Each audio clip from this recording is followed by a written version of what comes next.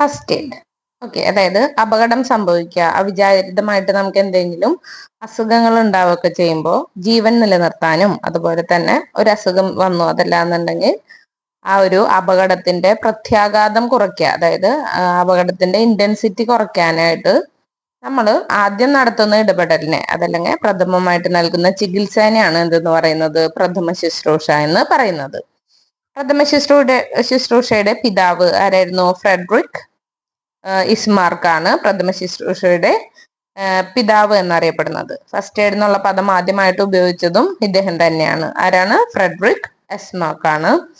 അടുത്തത് അന്താരാഷ്ട്ര പ്രഥമ ശുശ്രൂഷ ദിനം എന്നായിരുന്നു. സെപ്റ്റംബറിലെ 2ാം ശനിയാഴ്ചയാണ് നമ്മുടെ അന്താരാഷ്ട്ര പ്രഥമ ശുശ്രൂഷ ദിനമായിട്ട് ആചരിക്കുന്നത്. പ്രഥമ ശുശ്രൂഷ ദിനം ആചരിച്ചു തുടങ്ങിയത് ഏതു വർഷം മുതലാണ്? 2000 തൊട്ടിട്ടാണ് പ്രഥമ ശുശ്രൂഷ ദിനം ആരംഭിച്ചു തുടങ്ങിയത്. ഇനി ഇത് ആരംഭിച്ചത് ആരായിരുന്നു? റെഡ് ക്രോസ് സൊസൈറ്റിയാണ് പ്രഥമ ശുശ്രൂഷ ദിനാഘോഷം ആരംഭിച്ചത്.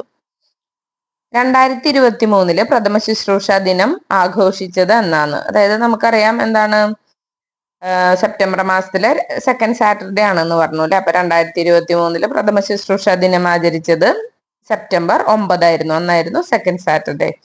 ഓക്കെ, ഇനി അതിന്റെ പ്രമേയം എന്തായിരുന്നു? 2023 first aid in the digital world എന്നാണ് അതിന്റെ പ്രമേയം. അപ്പൊ നിങ്ങൾ ചെയ്യേണ്ടത് 2025 പ്രഥമ ശുശ്രൂഷ ദിനം എന്നാവുന്നുള്ളത് നോക്കുക. അതായത് സെപ്റ്റംബറിലെ സെക്കൻഡ് സാറ്റർഡേ എന്നാന്ന് നോക്കുക. എന്നിട്ട് അതിന്റെ പ്രമേയം എന്താന്നുള്ളത് ഗൂഗിളിൽ അടിച്ച് നോക്കിയിട്ട് പഠിച്ചു വെക്കേണ്ടതാണ് കേട്ടോ. ഇനി 2022 പ്രഥമ ശുശ്രൂഷ ദിനം ആഘോഷിച്ചത് സെപ്റ്റംബർ 10. ഇനി നമുക്ക് നോക്കാം ഫസ്റ്റ് എയ്ഡ് കിറ്റ് രൂപം നൽകിയത് ആരാണെന്ന്. റോബർട്ട് വുഡ് ജോൺസൺ ആണ് ഫസ്റ്റ് എയ്ഡ് കിറ്റ് രൂപം നൽകിയത്. ലോകത്തിൽ ആദ്യമായിട്ട് ഫസ്റ്റ് എയ്ഡ് കിറ്റ് അവതരിപ്പിച്ചത് ജോൺസൺ ആൻഡ് ജോൺസൺ കമ്പനിയാണ്. അതിന് രൂപം നൽകിയത് റോബർട്ട് വുഡ് ജോൺസൺ ആണെന്നുണ്ടെങ്കിലും അത് അവതരിപ്പിച്ചത് ഏത് കമ്പനിയായിരുന്നു? ജോൺസൺ ആൻഡ് ജോൺസൺ കമ്പനിയാണ്. നെക്സ്റ്റ് 1888 റെയിൽ റോഡ് തൊഴിലാളികളുടെ ആവശ്യത്തിനായിട്ടാണ് ഇവര് ഈ Johnson and Johnson company first aid kit ആദ്യമായിട്ട് അവതരിപ്പിച്ചത്. എന്തിനു വേണ്ടിയിട്ടായിരുന്നു? റെയിൽ റോഡ് തൊഴിലാളികളുടെ ആവശ്യത്തിന്.